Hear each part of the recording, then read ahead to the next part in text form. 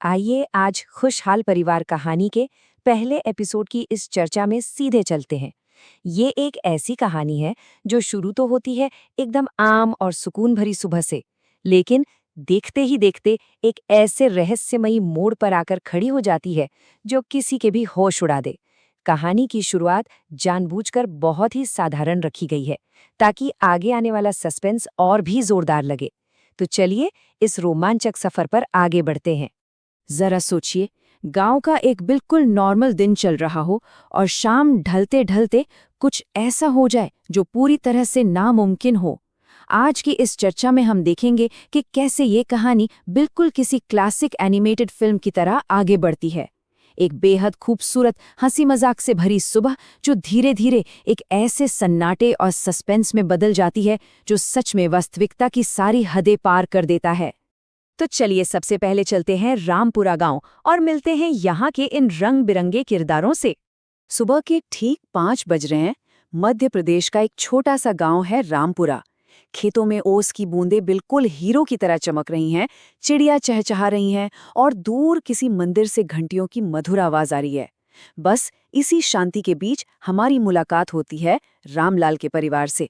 रामलाल एक बेहद मेहनती किसान हैं और इनकी मूछें इतनी विशाल हैं कि पूछिए मत। इनकी पत्नी सावित्री देवी जो पूरे घर की रीढ़ है और खाना तो क्या ही लाजवाब बनाती हैं। फिर है 14 साल का छोटू जिसे पढ़ाई से ज्यादा जानवरों से दोस्ती करने में मजा आता है। उसकी 10 साल की बहन गुड़िया जो काफी तेज तर्रार है और अपने दादाजी की सबसे लाडली है। और हाँ, 75 साल के दादाजी रघुनाथ। इनका जोश किसी 25 साल के नौजवान से कम नहीं है और हर बात पर एक सटीक कहावत बोलना तो जैसे इनकी आदत है। और देखिए, इस परिवार में सुबह की शुरुआत भी कितनी मजेदार होती है। होता क्या है कि सुबह सुबह एक मक्खी रामलाल की उन विशाल मूंछों से उड़कर सीधे सावित्री देवी के चेहरे पर जा बैठती है। उसके बाद तो बस सावित्री देवी बेलन लेकर रामलाल के पीछे भागती हैं और ताना मारते हुए कहती हैं कि ये आपकी मूछें हैं या मक्खियों की धर्मशाला। ये एक परफेक्ट कॉमेडी पंच है और सच कहूं तो कहानी में ये रोजमर्रा का हंसी मजाक जानबूझकर डाला गया है ताकि आगे जो बड़ा सस्पेंस आने वाला है उसकी चोट सीधे दिमाग पर लगे। अब जैसा कि हम टाइमलाइन में देख सकते हैं, सुबह 5 बजे के इस मक्खी वाले किस्से से शुरू होकर कहानी दिन के मध्य में गौशाला के हंगामे तक जाएगी और फिर दोपहर में भोजन और दादाजी के ज्ञान के आसपास घूमेगी। यानी एक ही दिन में नॉर्मल से एबनॉर्मल तक का शानदार सफर। तो दिन थोड़ा आगे बढ़ता है। आइए अब चलते हैं गौशाला की तरफ, जहां जानवरों की मस्ती और खाया हुआ होमवर्क हमारा इंतजार कर रहा है। रामलाल की इस गौशाला में कुल 7 जानवर हैं जो इस परिवार का एक बहुत ही अहम हिस्सा हैं। 3 गायें, 2 भैंसें, एक बैल जिसका नाम है शेरू, हालांकि वो बिल्कुल भी शेर जैसा नहीं है, और एक बकरी जिसे सब प्यार से दादी अम्मा कहते हैं क्योंकि वो हर वक्त बुजुर्गों की तरह अपना मुंह चलाती रहती है। और बस यहीं पर कहानी में एक और जबरदस्त कॉमेडी सीन आता है। छोटू जब गौशाला पहुंचता है तो देखता है कि सबसे बड़ी भैंस, जिसका नाम कालिंदी है, वो उसके स्कूल के होमवर्क वाला थैला आधा चबा चुकी है। और तो और थैला चबाते हुए आराम से एक लंबी डकार भी मार रही है। पढ़ाई में वैसे ही थोड़े कमजोर छोटू की हालत उस वक्त देखने लायक होती है। लेकिन इस पूरे सीन में 4 चांद तो दादाजी रघुनाथ लगाते हैं। छोटू को परेशान देखकर दादाजी मजे लेते हुए कहते हैं, बेटा, कालिंदी ने होमवर्क खाया तो अब वो तुमसे ज्यादा पढ़ी लिखी है। ये डायलॉग कमाल का है और दिखाता है कि कैसे ये कहानी इन छोटे छोटे मजेदार संवादों के जरिए किरदारों की पर्सनैलिटी को बिल्कुल जिंदा कर देती है। खैर, गौशाला से आगे बढ़ते हैं खेत और फलसफों की तरफ। एक किसान का गर्व और परिवार की दावती दोपहर। अब तक दोपहर हो चुकी है। रामलाल अपने 5 बीघा के उपजाऊ खेत में खड़े हैं। उनके लिए ये गेहूं, चना और सरसों की फसलें सिर्फ पौधे नहीं, उनके अपने बच्चों की तरह हैं। रामलाल बड़े गर्व से आसपास देखकर कहते हैं कि इस बार फसल देखकर सरकार को भी जलन होगी। लेकिन उनके पड़ोसी करमचंद फौरन उन्हें जमीन पर लाते हुए याद दिलाते हैं कि भाई, पिछले साल भी यही कहा था और आंधी में सब उड़ गया था। और सबसे मजेदार बात तो ये हुई कि ठीक उसी वक्त शेरू बैल ने भी एक लंबी आवाज निकाली, जैसे वो भी रामलाल के इस ओवर कॉन्फिडेंस से असहमत हो। खेत के काम के बाद आती है बारी दोपहर के खाने की, और सावित्री देवी का स्पेशल मेन्यू सुनकर किसी के भी मुंह में पानी आ जाए। दाल बाटी, चूरमा और जीरे के तड़के वाला ताज़ा दही, ये सिर्फ खाना नहीं है, ये वो वक्त है जब पूरा परिवार एक साथ बैठता है और यहीं से शुरू होता है दादाजी का रोज का फिलॉसफी सेशन। खाना खाते खाते दादाजी अपना ज्ञान देते हुए कहते हैं, हमारे जमाने में स्कूल नहीं, खेत था, और खेत में इतना होमवर्क मिलता था कि पीठ झुक जाती थी।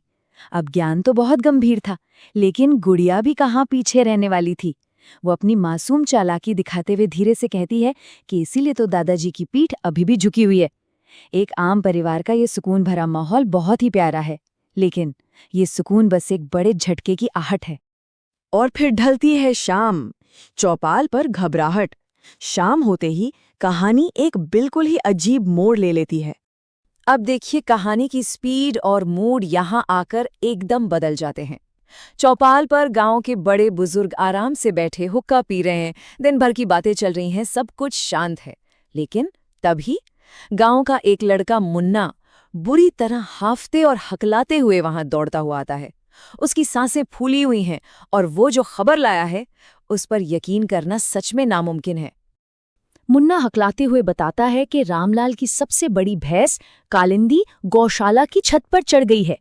गांव वालों को लगा जैसे उनके कानों ने कुछ गलत सुन लिया हो, पर इस इम्पॉसिबल मोमेंट में भी दादाजी का पंचलाइन मिस नहीं होता।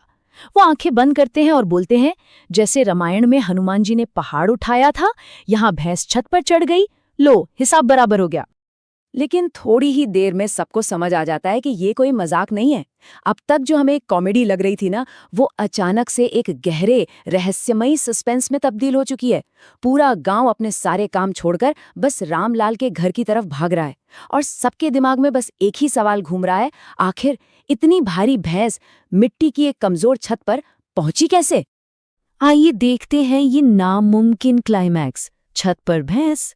जैसे ही पूरा गांव रामलाल के घर पहुंचता है, वहां का नजारा साइंस और लॉजिक दोनों के परे था। एक विशाल भैंस कच्ची मिट्टी की उस पतली सी छत पर बड़ी शांति से खड़ी हुई घास चबा रही थी। इस पूरी तरह से अजीबोगरीब दृश्य को देखकर परिवार का रिएक्शन देखने लायक था। रामलाल ने तो अविश्वास में अपना सिर ही पीट लिया। सावित्री देवी बुरी तरह डर गईं और इसे एक डरावना अपशगुन मानकर हाथ जोड़कर भगवान से प्रार्थना करने लगी।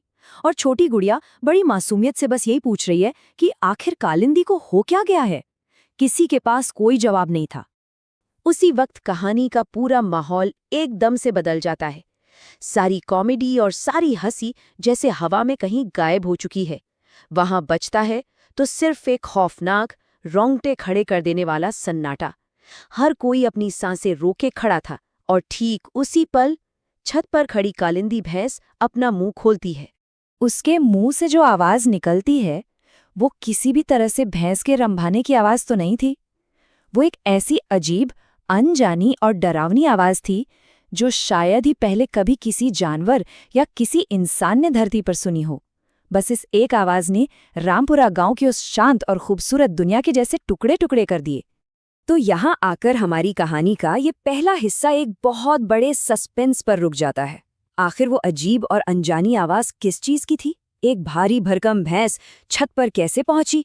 और सबसे बड़ा सवाल, रामपुरा जैसे मासूम से गांव में आखिर ये कौन सा नया खौफनाक रहस्य जाग उठा है? इन सभी सवालों के जवाब खुलेंगे इस कहानी के आगे के विश्लेषण में। तब तक के लिए इस बारे में सोचना सच में बहुत दिलचस्प रहेगा।